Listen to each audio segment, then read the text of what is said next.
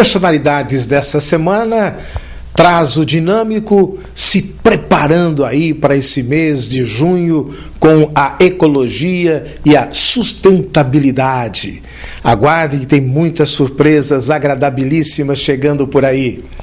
E a Associação Luso-Brasileira, com seu queijo e vinho, mostrando aí que nem tudo é só saudades, mas também a certeza de uma história de muitos sucessos, com até garantia para o que se pretende fazer na Marechal Rondon, quilômetro 333.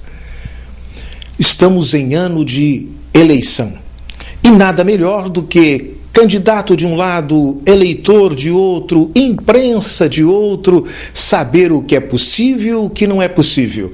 E você que é da área de marketing, você que vai trabalhar nesta área para que o seu candidato, o seu cliente, possa ter o melhor serviço e sem esbarrar na legislação eleitoral. Tudo isso e muito mais a gente conta para vocês no Personalidades desta semana. E se você pensou que o assunto de noiva terminou, está muito equivocado, porque Vanderleia Pereira continua no site que está aí no vídeo, trazendo detalhes para você, tanto de Jaú quanto da Feira de Noivas de Bauru.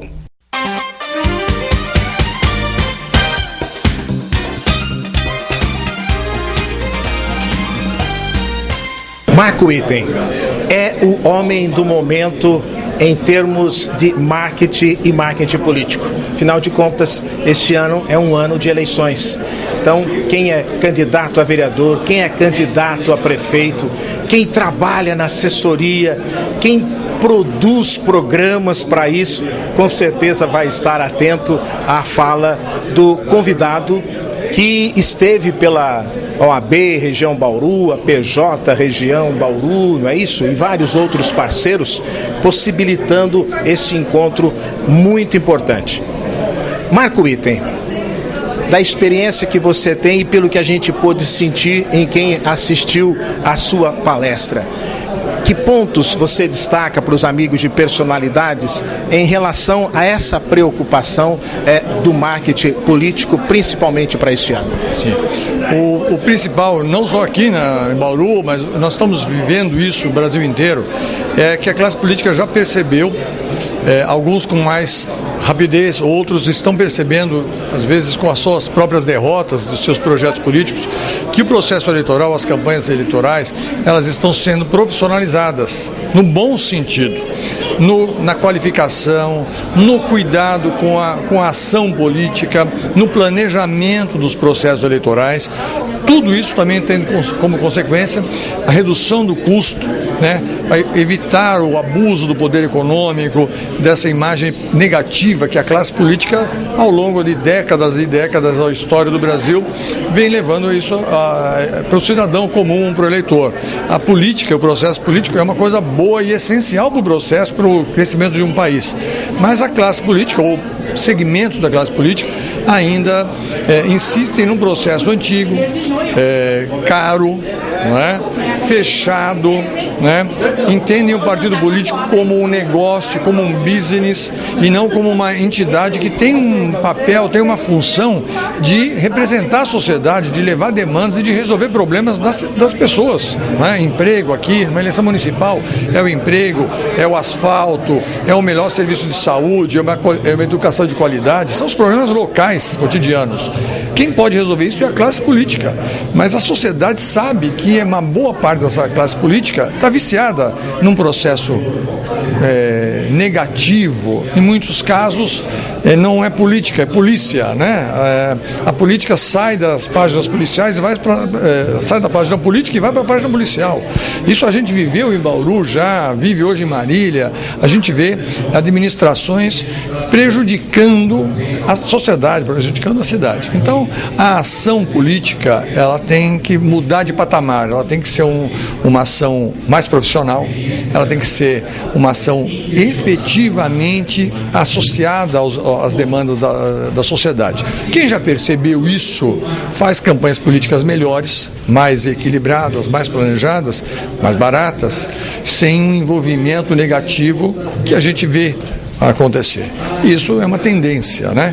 E eu senti isso também deste público, um reconhecimento de que o quadro hoje é ainda negativo, mas que há muita gente voltada hoje para um tipo de prática política mais positiva. Bem assim no campo prático, Marco, aproveitando a sua experiência. Nós sabemos que, infelizmente, com a legislação eleitoral atual, existe lá aquele horário em que a empresa de comunicação é obrigada a ceder aquele espaço àquele horário. Como é que o marqueteiro, no bom sentido também, deve se preocupar com a campanha do seu candidato, seja ele do legislativo, seja ele majoritário, para que, quando chegar esse momento, não se desligue a televisão ou então não se dê oportunidade para que o eleitor conheça efetivamente os seus candidatos? Vamos tratar um pouquinho do que é o bastidor antes desse horário eleitoral. A decisão sobre o que vai para o horário eleitoral está sob o comando de um dono do partido. Uma eleição municipal é o dono do partido político ali que tem o direito do horário a decidir sobre o uso ou o bom uso daquilo. E aí nós temos quase sempre aqueles sentimentos mais tristes do ser humano, né? Ele leva aquilo lá para a vaidade dele, ele leva aquilo lá para seu objetivo único pessoal.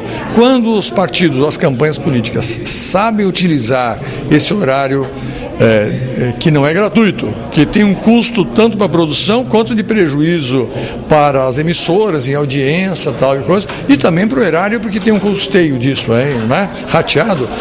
Quando você tem o político sabendo fazer esse uso, ele usa uma ferramenta essencial num horário nobre em mídia eletrônica, que é de melhor impacto, de melhor efetivação, para elevar a sua imagem e um projeto político, ou também, por que não, quando muito, né, convidar a sociedade para fazer parte daquele grupo político, daquele projeto político, de uma forma mais democrática, né?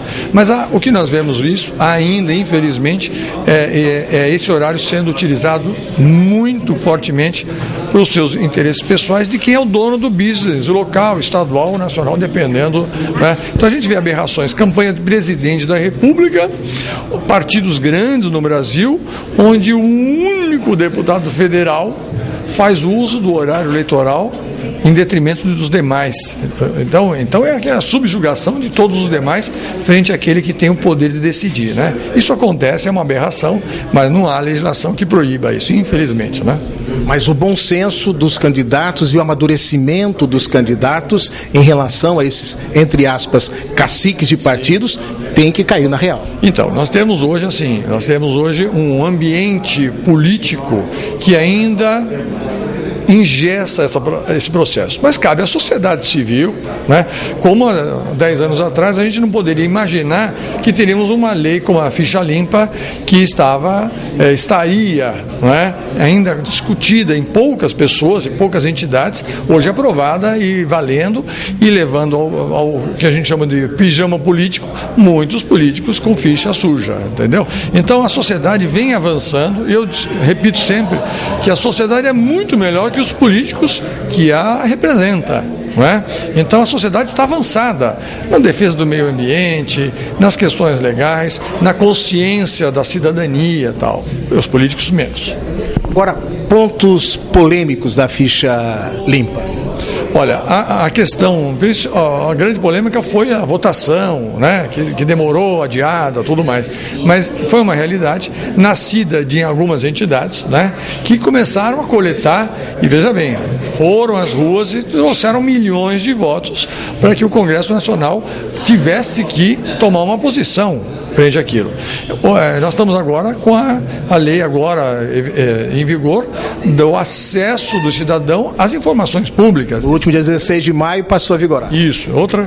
Nós temos aí uma outra grande, que já tem mais de 10 anos, que é a lei da responsabilidade fiscal, né? Engessando aquele político, né, o executivo, o gestor de despesas, engessando para procedimentos negativos, né? Então você vê que a sociedade quase sempre, a partir de ações que foram geradas por entidades organizadas, levando que a sociedade viesse a ter ganhos de qualidade na sua legislação, restringindo, né, essa margem de manobra que quem usa a área pública, cargo público para malfeitos, né, tenha liberdade ou não tenha impunidade. Mas ainda falta muita coisa, né? Falta muita coisa, tanto no processo eleitoral quanto na gestão pública, mas há um bom avanço, né? E esse avanço ele pode ser mais rápido na medida que a sociedade venha responder mais rapidamente a esses pedidos para que a gente mude o cenário jurídico no Brasil, né? Agora, na sua visão, na sua avaliação de uma pessoa experiente e tudo mais, até quando a impunidade vai continuar sendo esse grande atraso de todo esse processo, de toda essa boa vontade e tentativa de avanço da própria sociedade? Bom, nós temos uma característica no Brasil, e não só no Brasil, que nós temos senadores e deputados fazendo as leis. Então, né, por exemplo, o enriquecimento ilícito não é crime no Brasil, né? E não sei se vai ser um dia imputado uma sanção a isso, porque a sociedade civil ainda não despertou para essa aberração. Você ser um gestor de dinheiro público, você enriquecer sobre esse dinheiro, e isso não está no Código Penal hoje sacramentado com sanções e com penalidades. É um absurdo. A sociedade ainda não despertou para isso, mas deve despertar rapidamente, brevemente para isso. Então, é um pouco esse papel da imprensa, né? É um pouco daquilo que a gente faz, despertando as pessoas e, às vezes, né, salientando que esses aspectos precisam ser. São muitos, né? Na questão ambiental, a gente ainda vê muitos absurdos acontecendo, e em todas as áreas, né? No trânsito, nós tivemos ganhos, né? Muitos ganhos com uma lei que veio restringir, né, exceto punir, né, dar critérios de multa, de cassação, quer dizer, esses critérios, em cima de tópicos, tiveram que ter, por parte da sociedade, um protesto para que os legisladores viessem a tomar uma atitude, né? Como no caso do trânsito, do Conselho Nacional de Trânsito, né? E o programa Personalidades, neste ano de eleição, neste ano em que candidatos, seja minoritário, majoritário, estão atentos principalmente às regras eleitorais. Nada melhor do que esse trabalho em conjunto, OAB, APJ, outras parcerias importantes, trazendo alguém que é da área. E Anderson Pomini, sem dúvida alguma, palavra oficial para se traduzir aí as possíveis dúvidas, seja de Bauru, do Brasil, neste âmbito em que as coisas estão acontecendo. Baseando nas dúvidas e na sua experiência no Brasil todo, que destaque dar das regras eleitorais para 2012, partindo desde a pré-eleição até se chegar aí à eleição e não ter o risco de impugnação ou cassação? Antes de mais nada, parabenizar a iniciativa da Associação Paulista dos Jornais, da Ordem dos Advogados do Brasil e dos movimentos sociais que organizam eventos dessa magnitude e dessa importância. Sobre regras eleitorais, o candidato deverá estar atento, sobretudo para as normas que regem o processo período pré-eleitoral, o período de convenções políticas e, finalmente, o mais importante deles, o período eleitoral. Afinal de contas, o que o candidato poderá realizar como atos que serão válidos, que são autorizados pela legislação para que conquiste os seus votos. Via de regra, são aqueles atos que não ofereçam vantagens aos eleitores. São os atos em que o candidato se comprometa e se limite a divulgar as suas propostas, sua biografia, seu histórico, o que fará pelos cidadãos do seu município, do seu bairro, caso venha a ser eleito. Fora disso, será considerado abuso do poder, será considerado, por exemplo, como a distribuição de brindes, cestas básicas, distribuição de vantagens, pagamento de contas de água, de luz. Tudo isso é crime, isso está proibido. E, pensando nisso, nós teremos também a plena eficácia da lei do ficha limpa. que certamente barrará diversos candidatos que não ostentem condições de elegibilidade, candidatos que apresentem suspeitas sobre sua conduta moral passada. Caso prático, a gente observa, por exemplo, aí o temor de se divulgar, e da forma genérica e tão bem colocada que o fez, entre as mídias, sejam elas eletrônicas, sociais e impressa. O que diverge, o que é possível e o que está impedido por essas regras eleitorais? Olha, a regra que vale para a mídia impressa é a regra que vale para a mídia social. A legislação, ela autoriza o uso de internet, o uso do Facebook, do Twitter, das mídias sociais em geral, para a divulgação de candidaturas após o registro da candidatura, né? O mesmo limite que é aplicado para a divulgação no dia a dia da campanha, por exemplo, o candidato não poderá ofender terceiros, não poderá difamar terceiros. Ele deverá se limitar a divulgar os seus ideais, a sua história de vida, deverá se limitar a pedir os votos. Ou seja, a regra que vale para a mídia impressa, jornais impressos, boletins em geral, santinhos, né, folhetos, placas, minis, outdoor no limite de 4 metros quadrados, é a regra que se aplica também para as mídias sociais, seja ela qual for a sua forma. O diferencial, se entendemos bem a sua explanação, é o fato de não pedir o voto, mas falar de si, de seus atos, tudo bem. Na mídia impressa, por exemplo, não há preocupação da mídia eletrônica, vamos ser claro aqui, TV, em relação à isonomia. Durante este período, você falou muito bem, o único item que diferencia a divulgação da pré-candidatura através de entrevistas é a isonomia. Ou seja, para as entrevistas que serão concedidas através de rádio e televisão, estes veículos estarão obrigados a convocar todos os candidatos. Se ele convocou, por exemplo, o candidato a prefeito A, este canal estará obrigado a convocar o candidato a prefeito B, independentemente do partido. Enquanto que na mídia impressa, nos jornais, não há necessidade da observância dessa isonomia, por uma simples razão. Rádio e TV são concessões públicas, enquanto que jornais são de propriedade privada. E o famigerado, conhecido trabalho de boca de urna, mudou com as regras atuais? Ou como é que vai ser? Já estamos prestes a ter aí eleito o candidato, seja ele minoritário ou majoritário? A lei autoriza a manifestação individual e silenciosa, mas ela proíbe a boca de urna. Boca de urna, além de estar proibido na legislação eleitoral, configura-se como crime. É a chamada compra de voto. É um crime que poderá, inclusive, cassar o diploma e o mandato do eleito. Então, boca de urna é crime. Nós sabemos que na prática no nosso país, né, faz parte da cultura do candidato contratar amigos, familiares, pessoas para que fiquem ali no dia da eleição, próximos ao local da votação, pedindo voto, que é o último apelo, né, em que o candidato pretende divulgar o seu número. Mas é proibido por lei. A manifestação individual e silenciosa está autorizada. Só para a gente encerrar, mesmo porque não queremos abusar da bondade do palestrante. Em relação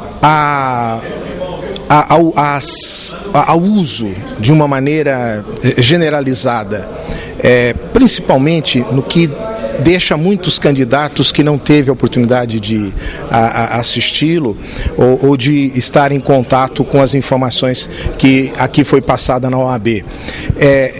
No período ainda pré-eleitoral, mas antes do registro, porque me chamou bastante a atenção na colocação que fez em relação às pessoas, e complementando com o seu colega, o Marco Item, não é? Dizendo que as pessoas que deixam para fazer o seu planejamento, a sua propaganda eleitoral, depois do registro, corre um sério risco de até não ser eleito. Mas Que tabus existiam e existem e que seria interessante que as pessoas que estão candidatas aí possam ter acesso a essa informação? Até 2009, a lei ela não apresentava quais são os atos que poderão ser praticados por aqueles que pretendam registrar candidatura e concorrer ao mandato popular. A partir de 2009, com a Lei 12.034, esta lei inseriu o artigo 36A na Lei das Eleições, que é a Lei 9.504 de 97. Este artigo 36A, ele traz ali 4 hipóteses taxativas daqueles atos que poderão ser praticados pelos pré-candidatos e que não serão considerados como propaganda antecipada. São esses os atos. Fora do que está ali escrito, será considerado propaganda antecipada. Por que o legislador entendeu por bem inserir esses atos, inovar a legislação? Por uma simples razão. O nosso marqueteiro, Marco Item, e diversos clientes políticos já nos ensinaram que o pré-candidato ou o cidadão que pretenda a candidatura, que deixar para organizar a sua campanha após a convenção política, ou seja, entre os dias 10 e 30 de junho do ano da eleição, certamente não será eleito, porque o processo eleitoral se inicia com a escolha do partido. A partir da escolha que ocorreu no ano passado, ele já deverá organizar sua pré-campanha, deverá listar as pessoas que ele irá procurar durante o período eleitoral para pedir o voto. Ele deverá contabilizar o quociente eleitoral, quantos votos ele precisará. E pensando nisso, que foi inserido esse dispositivo com essas autorizações legais. João Jabur, gerente de produtos editoriais do Jornal da Cidade, também ligado à APJ, à NJ, mas esse é um evento da APJ, em que João Jabur relata da importância, não só em Bauru, como também na região, coordenador juntamente com as OABs. Sérgio, a APJ e o JC têm tradição de muitos anos já, né? A APJ já de 20 anos, o JC de muito antes, de colaborar com o processo político-eleitoral do município. Colaborar, obviamente, sem tomar partido, sem interferir no processo. E esse evento de hoje foi praticamente para nós do JC o start do nosso papel nessas eleições municipais de 2012. Um evento rico, cheio de informações jurídicas, informações de marketing, informações, políticas, que vão contribuir em muito para os partidos, para os advogados, para os homens de imprensa, de publicidade, nesse processo que já está aí batendo as nossas portas. Então, o intuito do jornal é somente isso, além de informar, também de contribuir com a sociedade, como assim o jornal faz em outros setores, aí, setor social, esportivo, cultural. Queijo e vinho, isso é tradição na Associação Luso-Brasileira. Mas este queijo e vinho está com um sabor diferente, porque está já com sabor de saudades. Nós acreditamos que seja o último queijo e vinho na sede cidade. E para falar sobre essa festa, para falar sobre as expectativas da Casa Nova, nada melhor do que o vice, Adriano Pucinelli. Adriano, o que dizer aos amigos de personalidades neste momento de despedida dessa casa com tantas histórias? Na verdade, num primeiro momento, agradecer a todos os amigos que estão presentes, né? É uma festa tradicional bauruense, baile do queijo e vinho na Associação Luso-Brasileira, despedindo da sede cidade, mas já convidando para o ano que vem, para a nossa nova sede, que será no Luso de Campo, né? Com as novas instalações. É muito importante ressaltar que o Luso não está fechando, muito pelo contrário, está com sede nova, com academia nova, salão novo, um clube totalmente novo para Bauru. O que dizer ainda em relação a essa deve ser a penúltima festa aqui, porque a última ainda acontece no mês de junho, a festa portuguesa. Será realizada nesse mesmo espaço ou vocês usarão também o espaço externo para atender mais pessoas, Adriano? a festa portuguesa, né? Aproveito para convidar toda a população bauruense, como tradicionalmente ela vem sendo realizada, ela é utilizada no espaço externo, no ginásio de esportes e nas quadras externas, né? Onde a gente tem as nossas barracas das modalidades e os eventos já tradicionais. Aquele famoso bolinho de bacalhau não vai faltar? Com certeza não, com certeza não. Bolinho de bacalhau e todas as outras, a bacalhoada, né? Tem várias atrações, né? Que é muito importante que o público venha. E assim, é a última festa mesmo aqui, é a despedida mesmo do Luso Cidade. E nessa festa bonita do queijo e vinho, festa de despedida da sede cidade da Associação Luso Brasileira, a gente que está mais acostumado a vê-lo na clínica, no consultório, inclusive agora de casa nova, né? Novo endereço, mas hoje não vamos falar, pelo menos no começo, de profissão. Não, vamos curtir o vinhozinho, o queijo. Herbert Moreira está aqui com a gente, médico por profissão, participando aqui do Personalidades nesta noite. Herbert, o que dizer aos amigos de Personalidades nesse momento em que pode encontrar amigos, reunir família, num ambiente tão agradável como esse das festas que são realizadas na Associação Luso Brasileira? Bom, primeiro, prazer em revê-lo pessoalmente, depois de um bom tempo, né? Mas a festa está gostosa, como sempre, mas tem aquele sabor de despedida, né? Eu, criado aqui perto, com 15 anos eu tinha esse tamanho, naquela época era um jogador de vôlei, joguei basquete aqui, a gente sente, né? Mas estamos lá com a sede de campo, né? É um evento gostoso, descontraído, é o Luso Família de sempre, né, Sérgio? E agora eu prometi que não ia falar, mas a gente não consegue deixar uma coisa separada da outra. Esse tempinho do frio assim, principalmente na sua especialidade, a probabilidade de aumento de procura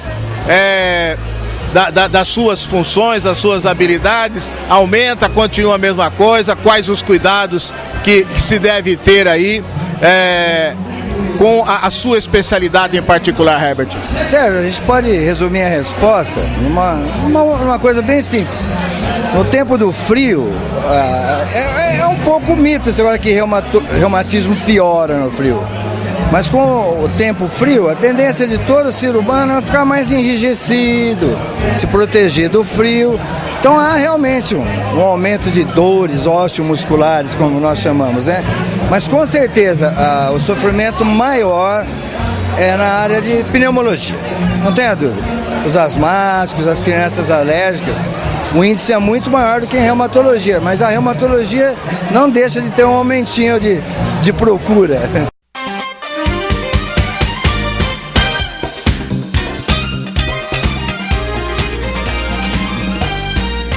E assim chegamos ao término do Personalidades dessa semana. Lembrando que na semana que vem tem mais. E de repente, o nosso entrevistado, a nossa entrevistada pode ser você. Até lá.